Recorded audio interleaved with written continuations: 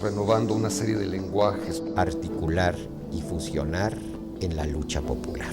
El trabajo colectivo fue lo bueno de los grupos, que éramos muchos. Compartido también por el público. Las nuevas formas de pensar la realidad desde las artes.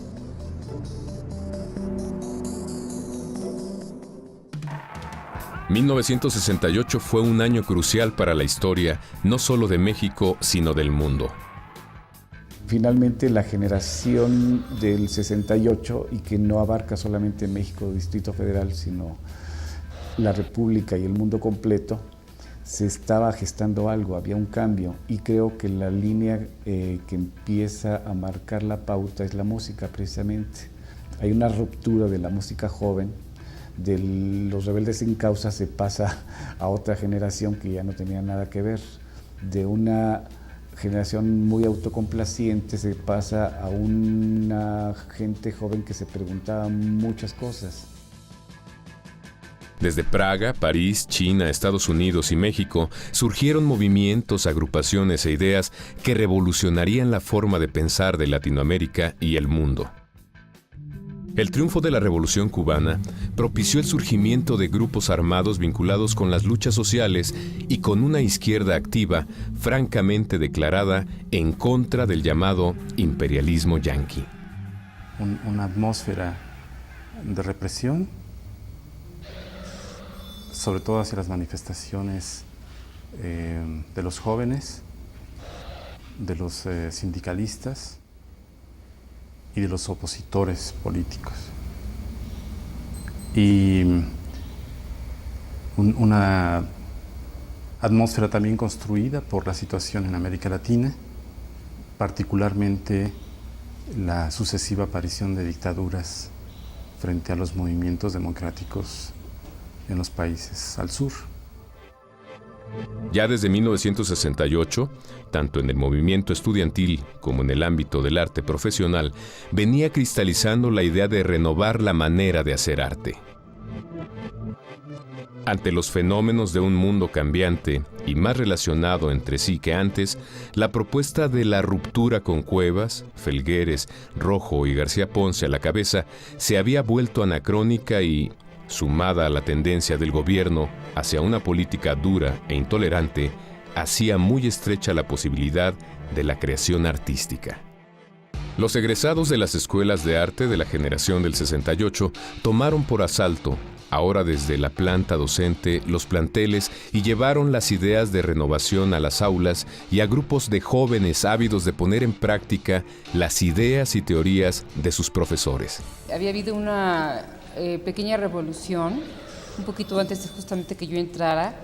Habían entrado maestros jóvenes muy interesados en la experimentación y por alguna razón el trabajo colectivo les llamaba la atención. Yo creo que tiene que ver mucho con el 68. Es una generación que había participado si no había participado, sí le había tocado el movimiento estudiantil. Y después de la represión, digamos que hubo un impasse. Pasan bastantes años cuando deciden como regresar y toda esta experiencia o esta inquietud la quieren, como quien dice, mostrar a gente más joven, en este caso mi generación. Se empezaron a gestar revoluciones dentro del mundo del arte. Se crearon los salones independientes que mostraban una nueva tendencia del arte mexicano, el arte de protesta social.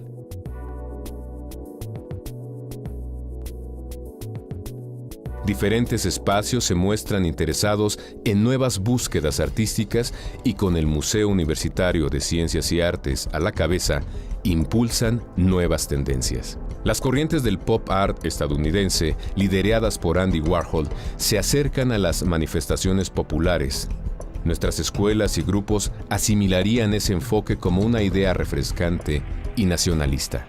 La aparición del conceptualismo y la posvanguardia traerían también la utilización de modernas herramientas que, aplicadas al arte, darían todo un nuevo lenguaje visual. La nueva tecnología de los años 70 era la fotocopia. ¿Sí? Y entonces aparecen neográficas, ¿no? O sea, la posibilidad de reproducir una imagen a través de este procedimiento electrostático todavía, ¿no? En ese momento. En realidad, en los grupos lo que sucede es que se abren por lo menos a principios de los 70, mediados de los 70, se abren las posibilidades fuera del soporte convencional en términos del arte objeto, en términos del arte pobre, en términos del arte conceptual, ¿no? El mimeógrafo, el xerox y el fax se convertirían en herramientas para la creación y reproducción de un arte que buscaba, en esencia, encontrar nuevos caminos para darse a conocer, para acercarse al público. En la década de los 70, surgen grupos de acción política de todas las tendencias. Paralelamente nace un movimiento cultural basado en agrupaciones de artistas que, con propuestas colectivas, buscaron crear nuevos espacios y un ambiente artístico nuevo en contraposición del ya envejecido movimiento de los 50.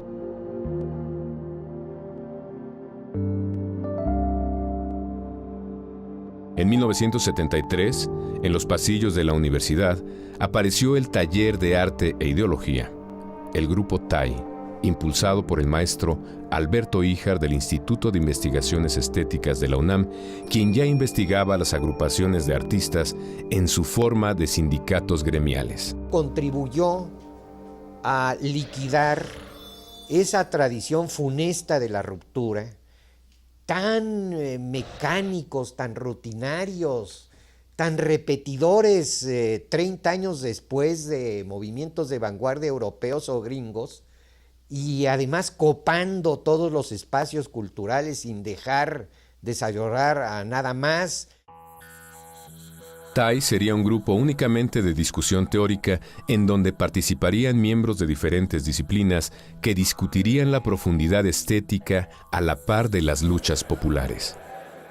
Es que la crisis de todo funciona a favor de lo que hace que el Taller de Arte e Ideología formule su lema fundamental: vincular, articular y fusionar en la lucha popular. Crearon un periódico vivo y participaron en importantes muestras donde explotaron los temas sociales aún vigentes: la explosión demográfica, la pobreza urbana, la migración de connacionales, la enajenación de los medios de comunicación y, sobre todo, la libertad de expresión. El trabajo del TAI influyó en otros artistas y gente interesada en la cultura para formar nuevos grupos. La idea de llevar el arte al gran público, al pueblo, derivó en la utilización de nuevas técnicas de reproducción masiva que permitieran no solo la divulgación del contenido, sino una nueva forma expresiva. Nuestra intención era básicamente demostrar que no por dejar de ser mexicanos podíamos llegar a los niveles internacionales de los círculos o de las altas esferas del mainstream. Y digamos, no fue la propuesta original, eso ya lo fuimos descubriendo en el camino y dándonos cuenta de nuestro ímpetu juvenil y que realmente estábamos renovando una serie de lenguajes, sobre todo, que ya estaban muy anquilosados.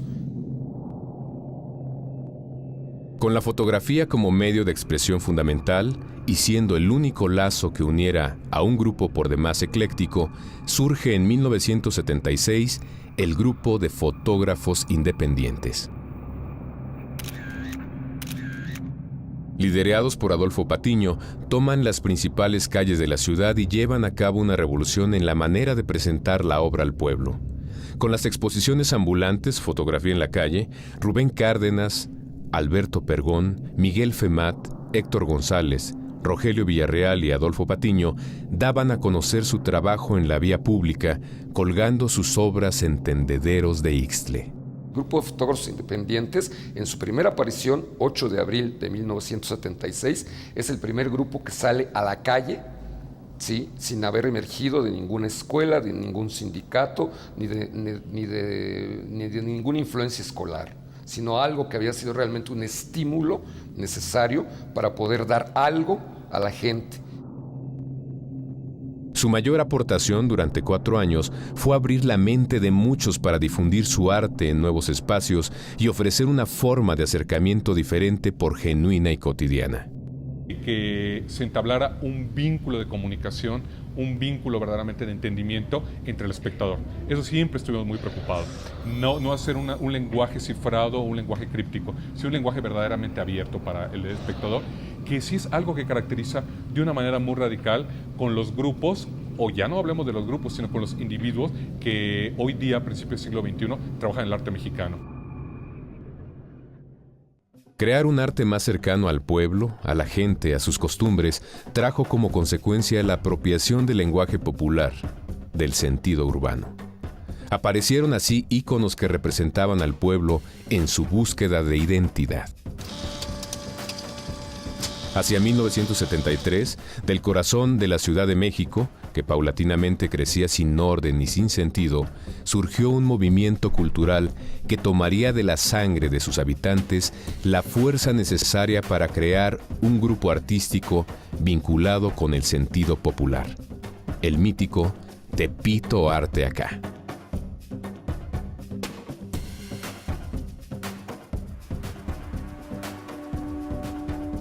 En esos años, los habitantes del barrio Bravo de Tepito vieron inundarse de murales las otrora viejas y destruidas paredes del barrio.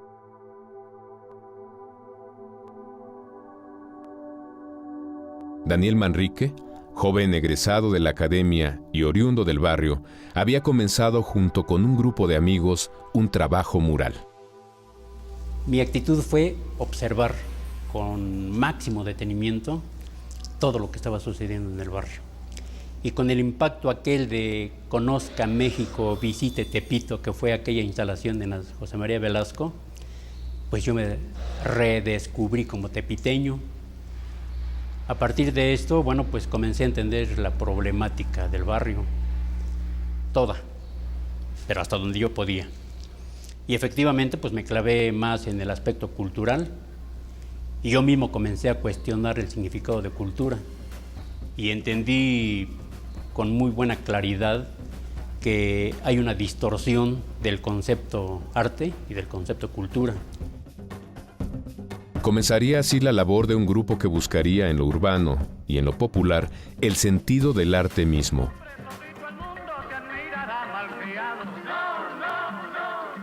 Pero otra cosa es tener cultura, pues acá desde Tepito decimos, tener cultura es tener conciencia y saber que se pertenece a un lugar determinado, o nuestro modo de ser, nuestro modo de vivir, nuestro modo de morir, como somos los mexicanos, como somos todos los tepiteños, como Tepito es síntesis de lo mexicano, de los mexicanos, que un día llegaron de norte a sur y de costa a costa a poblar Tepito. El deterioro estético y ambiental, las fondas, las tradiciones de barrio, el box, la lucha libre y una reflexión sobre la desintegración social se convertirían en el tema del trabajo de este grupo. Surgió lo del término de arte acá, originalmente fue así, arte acá, que ya a los 3 años más o menos, yo analizando la situación en que me encontraba en cuanto a actividad, decidí ponerle Tepito Arte Acá, precisamente porque todo el rollo surgió en el barrio, yo soy del barrio, y ahí comencé a entender muchas cosas que yo no había entendido realmente mi función como artista. La gente con la gente, la casa con el patio con la casa. La estrategia pictórica iba acompañada de audiovisuales y todo un plan de reordenación arquitectónica con el que se intentaba dar un nuevo sentido al arte llevándolo a su origen, al pueblo.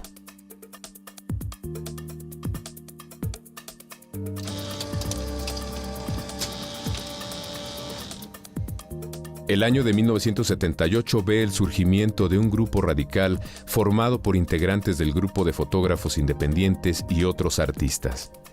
A partir de la iconografía popular y rebasando los límites del arte bidimensional, surgiría Peyote y la compañía. Entonces eran los caminos de las visuales, de las artes visuales, como un mecanismo de poder integrarse más allá de un sector. No nos interesaba quedarnos como fotógrafos, no nos interesaba quedarnos como poetas o como melómanos, sino a evolucionar y reunir todo eso en un grupo superior que para mí fue Peyote y la compañía. Entre imágenes de la Virgen de Guadalupe y luchadores, entre símbolos de Coca-Cola o Mastercard, los íconos de una nueva cultura popular se convirtieron en su materia prima. Estábamos imbuidos verdaderamente en este interés de la interdisciplina verdaderamente y de buscar otros medios o de incluso tratar un medio pero enriqueciéndolo con otros lenguajes estéticos, visuales. Y bueno, sin duda el momento social y político que se viera muy fuerte todavía. Las modas extranjeras y su fusión con la expresión popular eran sus herramientas de trabajo. El sentido era romper con el espacio, con su bidimensionalidad y con su temporalidad.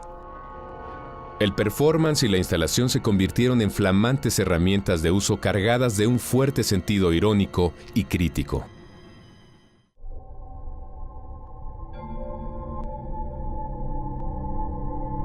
El arte conceptual trajo una revolución fundamental: renunciar a la realización material para, en su lugar, desplegar ideas y proyectos en forma de bocetos y así estimular las ideas del observador.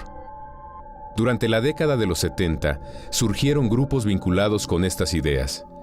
Venidos principalmente de la academia, ligaron su labor artística a un análisis más profundo de las necesidades del arte y su vinculación con la sociedad. Grupo Suma surge en la Escuela Nacional de Artes Plásticas, en la antigua Academia de San Carlos. Éramos estudiantes de la carrera de Artes Visuales y en el taller que llevaba el maestro Ricardo Rocha, el taller de investigación visual, en el que los parámetros técnicos que motivaban el taller era la pintura mural. Entonces, dentro de este taller, y un poco cuestionando los enunciados del arte mexicano de la primera mitad del siglo XX y del arte del muralismo en México, pues empezamos a cuestionar los valores que detentaban su trabajo y ver si eran vigentes en el último cuarto del siglo XX para la creación, difusión y promoción de la obra de arte, ¿no? El Grupo Suma, compuesto por estudiantes de la Escuela Nacional de Artes Plásticas, se propuso investigar y difundir nuevos medios visuales en la ciudad para crear un nuevo público. Gabriel Macotela, Oliverio Hinojosa, Paloma Díez Abreu, Mario Rangel, Santiago Rebolledo, Jesús Reyes y Armandina Lozano, entre otros, utilizaron como materiales el desecho industrial, objetos populares, documentales en Super 8, arte postal, collage y libros visuales para mostrar su visión de la vida urbana. Me gustaba mucho lo del Grupo Suma porque de alguna manera reciclaba el material anónimo, desde la papelería, los materiales baratos, las fotocopias, y hacía impresos, hacía libros. Tenía una poética del libro que me interesaba. Al emplear toda clase de objetos y medios, se apoderan del espectador durante su tránsito diario en la ciudad, abriendo el espectro del arte a la condición urbana.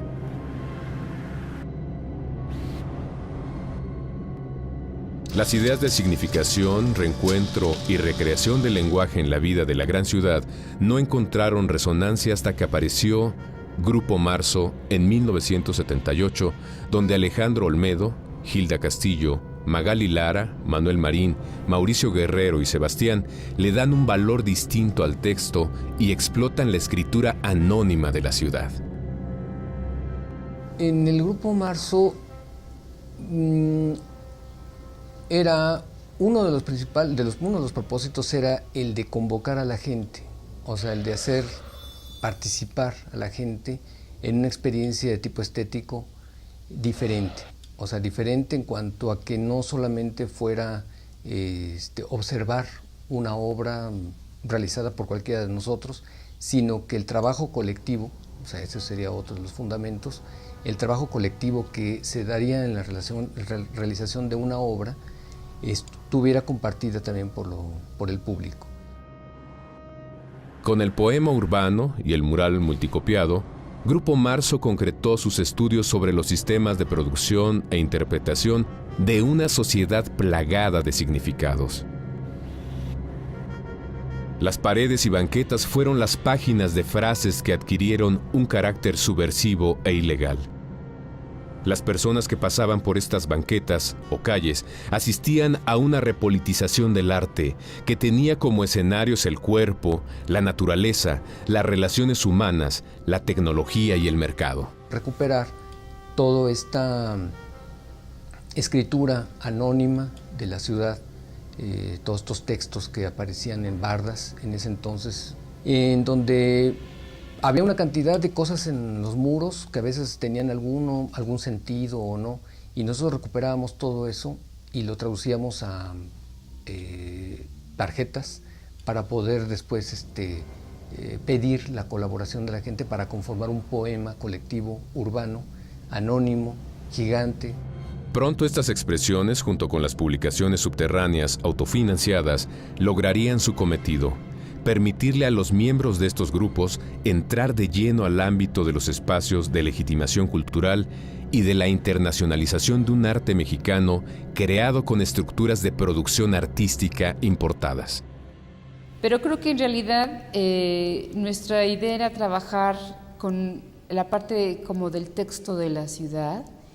Creo que había una afinidad entre todos por un sentimiento poético, por poder expresar, no sé, como diferentes circunstancias en la circulación de la ciudad. Por ejemplo, se hizo esta cosa con los telegramas, que los telegramas empezaban, bueno, siempre tienen erratas, y esas erratas hacían una cuestión poética que nos era muy importante. Así, el arte conceptual, donde la reacción del espectador es más importante que el valor estético de la obra, se encontraría ante la posibilidad de introducirse de lleno en la historia del arte nacional.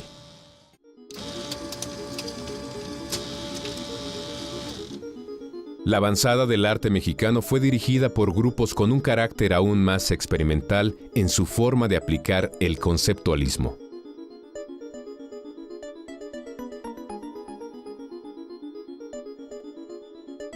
Considerado el grupo más ideologizado e influido por las nuevas corrientes, Proceso Pentágono se propuso hacer del arte no un objeto, sino un servicio.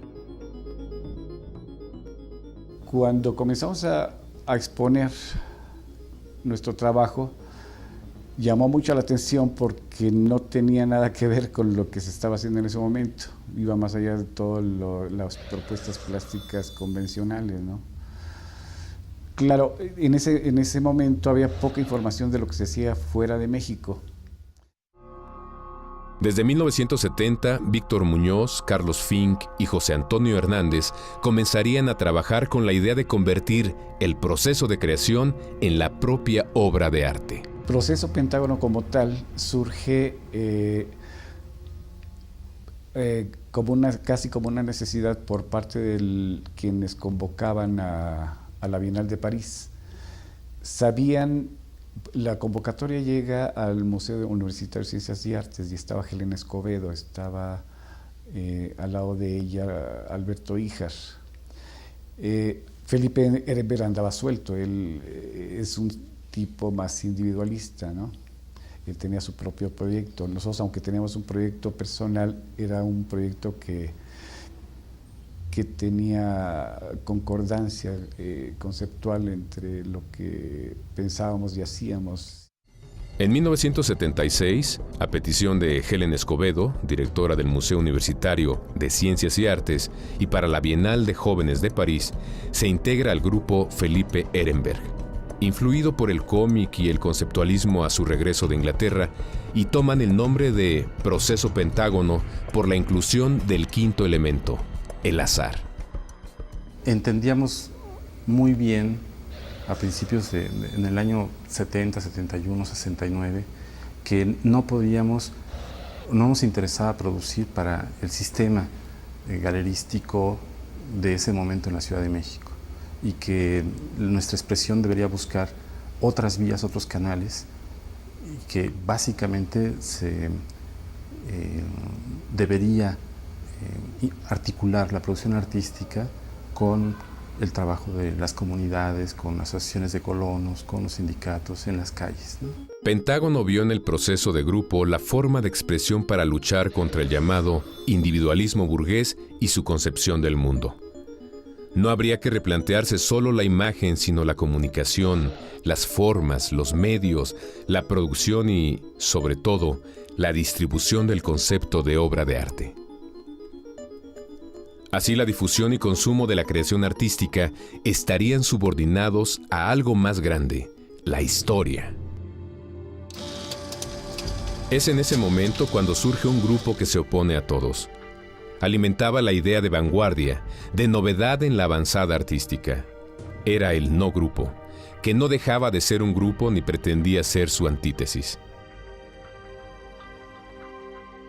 Hacer lo que se le antojaba a cada miembro de un grupo y presentarlo ante una colectiva parecía fácil, y eso, a Maris Bustamante, Melquiades Herrera, Alfredo Núñez y Rubén Valencia no les parecía ni atractivo ni digno de presumir.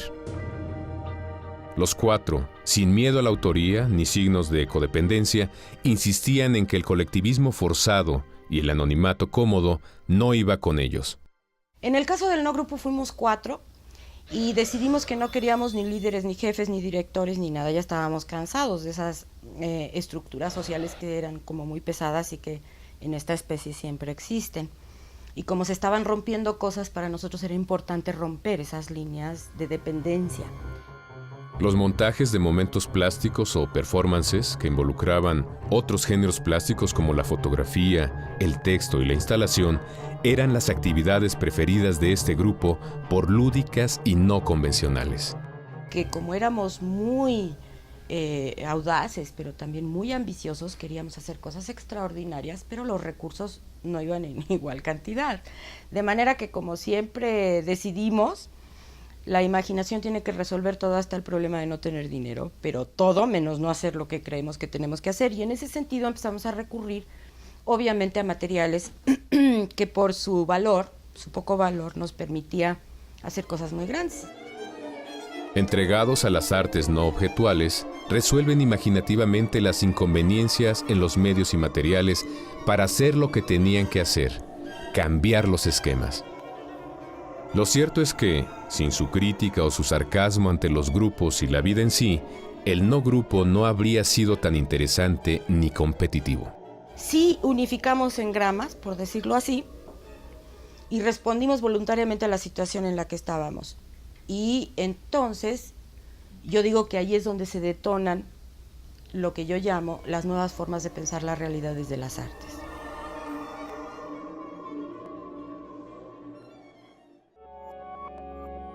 A mediados de la década de los 70 y principios de la década de los 80, el movimiento de los grupos se había consolidado. La aparición de grupos de artistas se multiplicó rápidamente y su trabajo colectivo tuvo la tendencia principal de alimentar un fuerte interés del extranjero por conocer nuevas propuestas artísticas de México. Pero no mantuvieron ninguna clase de continuidad, lo cual fue degradando la importancia de los colectivos. De pronto habían surgido miles de grupos y se estaba desvirtuando la propuesta que nosotros teníamos, que era conectarnos ampliamente con el público, una especie de nueva propuesta de arte público. Muchos grupos se unieron al conceptualismo, pero perdieron contenido en busca exclusiva de la forma, lo que paulatinamente desacreditaría el arte conceptual por vacío y superficial. Otro factor que influyó para la consolidación de los grupos, pero que también fue uno de los motores de su destrucción, fue la rotación de sus miembros.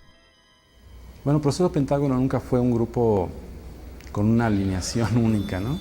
A Proceso Pentágono fueron entrando y fueron saliendo, a veces por temporadas, los compañeros, ¿no? Según los intereses y las posibilidades. En el universo anónimo de los grupos comenzaron a saltar personalidades más fuertes que comenzaron a aprovechar la identidad del grupo para convertirse ellos mismos en artistas individuales. Pues, por ejemplo, en nuestro grupo durante mucho tiempo aparecía como el grupo de Felipe Ehrenberg, ¿no? Esto me parece realmente ridículo, ¿no? Felipe Ehrenberg, en efecto, era el mayor de nosotros y él era un artista destacado, y él era ya desde entonces muy hábil para las relaciones públicas y para los contactos y para organizar. pero eso no quería decir más que él hacía ese trabajo, otros hacíamos otro trabajo, ¿no? Y esa diferenciación de trabajos pues es la que a final de cuentas se convierte como en un fermento que hace que los intereses individuales y colectivos de repente pues no chequen, y entonces los compañeros salían y entraban, ¿no? Así, nombres como Felipe Ehrenberg, Magali Lara, Maris Bustamante buscarían conservar su relevancia individual sobre la idea de grupo para poder saltar con éxito a la década siguiente, ahora como artistas individuales. Lo que yo sentí es que la estructura del grupo siempre presuponía que había alguien que era más importante y líder, y los demás éramos una especie de seguidores. Digo, a lo mejor hasta te turnabas, pero normalmente era así. La sociedad mexicana necesitaba que hubiera un responsable, ¿no? Que creo que fue la parte que más fracturó, de hecho, a los grupos. Y que creo que tampoco comprendimos con exactitud cuáles eran las inquietudes conceptuales. Quiero decir, había muchos intereses, pero siempre formalmente había como una necesidad de hacer un trabajo más tirando hacia lo conservador. La fuerza del movimiento logró importantes resultados y una nueva corriente revitalizadora inundaría los espacios oficiales. Si en 1962 el arte abstracto y la ruptura abrían, a punta de golpes, el panorama del arte institucional, los grupos y el arte conceptual tardarían 15 años, hacia 1977, en lograr la instauración oficial del primer salón de experimentación convocado por el Instituto Nacional de Bellas Artes y realizado en la inhóspita galería del Auditorio Nacional. Todo esto culminó con los intentos de el INBA por apropiarse del movimiento, de convocar al salón experimental, en donde el TAI ya decidió no participar. Proceso Pentágono participó fuera de concurso con una instalación impresionante por su economía de medios sobre la represión, y los demás participaron con singular entusiasmo. El salón resultó lo que su nombre indicaba, un experimento. El premio, el dictamen y los organizadores decepcionaron al público. Sería necesario comenzar a redefinir los parámetros de evaluación del arte. Sin embargo, a pesar de los inconformes, nuevos lenguajes formales se incubaron y todos se alejaban de las disciplinas tradicionales. El esfuerzo había valido la pena, pero no duraría mucho. Los cimientos del movimiento eran débiles y venían grandes cambios que afectarían no solo el panorama artístico, sino la nación entera. En los 80s específicamente, creo que la reacción del medio fue un poco de negar lo que se hizo en el arte conceptual de los 70s y específicamente en México, el arte grupal. Los grupos tuvieron el mérito de buscar un lenguaje propio y la coherencia en el conjunto de sus obras, pero las tendencias oficiales y la situación económica nacional hicieron olvidar a sus integrantes el sentido de la colectividad. Mira, todo el mundo va a tener una versión distinta, pero, ¿sabes? Yo siento que fue por una cuestión de madurez y de economía. Ya para el año del 81, cuando todos estábamos ya en una edad cercana a los 30, o unos lo sobrepasaban y otros estábamos llegando a los 30, resulta que nos dábamos cuenta de que teníamos ya un compromiso socioeconómico, sociofamiliar, que nos obligaba a encontrar un modus vivendi. Y como las galerías comerciales no habían tenido la apertura oportuna para poder difundir nuestros productos, entonces tuvimos que buscar o economías alternativas o situarnos como artistas independientes, individuales diría, con el fin de poder vender nuestro producto. Podemos afirmar, vivimos... Tras la crisis sexenal del gobierno de López Portillo, los artistas, como el resto de la población, tuvieron que enfrentarse a la galopante inflación de la década de los 80. Esto dio como resultado que los artistas estuvieran más preocupados por su propia situación económica. Poco a poco dejaron de comprometerse con la problemática social y sus vínculos con el espectador popular para buscar la fama en las galerías privadas y entre la élite. Pues también por edad, algunos de nuestros compañeros, cada quien empezó a tomar su camino, algunos estudiaron en el extranjero, otros entraron a hacer obra Individual, las galerías los empezaron a promover y a vender. La ruptura entre los miembros de los grupos era continua. Muchos abandonan a sus compañeros para lanzarse a la búsqueda en solitario, mientras los pocos que quedan no podían soportar el colectivismo de 1 o 2 miembros, y para 1983 los grupos prácticamente se habían disuelto. No puede haber un grupo, un núcleo que dure tantísimo tiempo. Yo creo que nosotros realmente sí tuvimos un periodo de integración, de crecimiento y de maduración de proyectos. Y realmente éramos muy conscientes de que cuando ya había otras ímpetus, otras necesidades personales, de precisamente esas estéticas que nosotros proponíamos, ya que no fueran enriquecidas o que no fueran intervenidas con otra mentalidad, sino que ya realmente queríamos nosotros hacer una sofisticación, una depuración, pero muy, muy personal, ya era el momento de separarnos. Las exposiciones se montaban con los únicos propósitos de vender y ampliar el currículo. De nuevo, las clases pudientes dictaban el rumbo de la plástica mexicana. Muchos de los miembros de los grupos cayeron en el olvido, pero otros aprendieron a adaptarse, intentando todavía una visión de arte colectivo, aunque sin la fuerza de la década de los 70. Tratar de hacer olvidar lo que hicieron los grupos, porque de pronto los grupos no solamente desaparecieron, sino los hicieron desaparecer. Se le empezaron a negar espacios también, y se le negaron los espacios ocupándolos con otro tipo de propuestas, regresando a la pintura, regresando a algo más tradicional o dándole espacio a quien no tenía una carga social o política en su obra. El mercado del arte, cansado del difícil y muchas veces incomprensible arte conceptual, regresó a la obra de Caballete y a un arte más conservador en su forma. Pero en ese momento, en los 80s, el mercado en México es un mercado mucho más desarrollado y entonces regresan muchos artistas jóvenes solo a la producción individual y a los soportes convencionales. Surgiría, sin embargo, una nueva generación de artistas que, sumados a los tránsfugas de la década anterior, crearían el panorama del arte de la década que apenas comenzaba en 1983 y que traería como resultado una nueva corriente de renovación, no solo del arte y su sentido, sino de la identidad de la plástica mexicana. Quienes querían ingresar al circuito artístico se toparon con que desde el trabajo de los grupos, desde la propuesta de los elementos y los materiales de los grupos iba a ser muy difícil. Y entonces regresan a la obra en papel, a la obra en lienzo, ¿no? Y al mismo tiempo hay una generación que aparece en los 80s que se aboca a temas mexicanos, ¿no? Que serían, digamos, los mexicanistas, ¿no? Los grupos y su trabajo, sin embargo, influirían en la obra de muchos artistas en las décadas por venir. Pues el trabajo existió, la experiencia existió, y en la formación no de 10 artistas, sino de 100, no sé, ¿no? Tal vez eso fue lo bueno de los grupos, que éramos muchos, ¿no? Su manera de producir y de pensar serían los cimientos principales para que, una década después, el arte mexicano figurara de nuevo en el panorama internacional justo a finales del siglo XX.